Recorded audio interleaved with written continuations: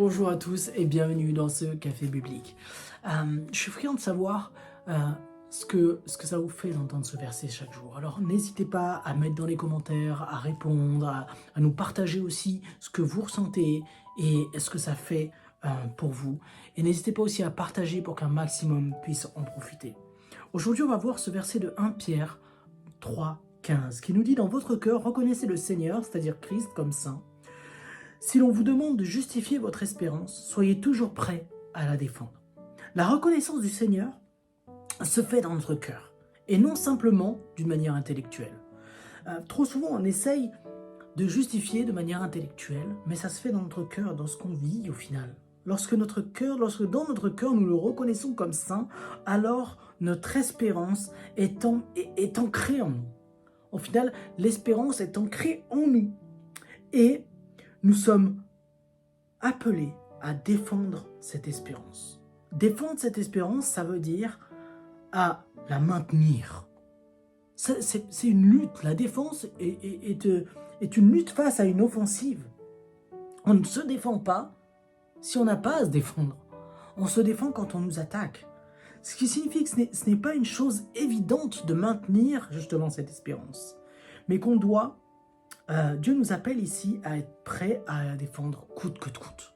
Coûte que coûte à dire, je m'appuie sur cette promesse que Dieu me fait, je te donne une espérance sans faille.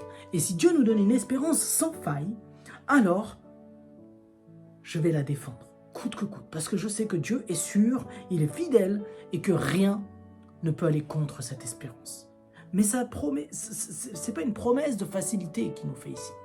C'est une promesse d'une espérance inébranlable, d'une espérance qui est sûre et certaine. C'est notre rôle de défendre cette espérance et de rejeter tout ce qui vient en opposition à cette espérance. Et lorsque le doute vient, je me dois de me souvenir et de combattre coûte que coûte cette espérance en Christ. Je me dois de me souvenir qu'il est saint, qu'il est celui qui me comble, qu'il est celui qui me donne toute chose. Il est la part la plus précieuse en moi. Et cette part la plus précieuse, alors l'ennemi fera tout pour me l'enlever. Mais je décide chaque jour de me lever, de combattre, de lutter pour la préserver. Parce que ce que Dieu a mis en moi est plus précieux que toute autre chose. Et même si je ne m'en sens pas capable, je me souviens qu'avec Dieu, tout est possible.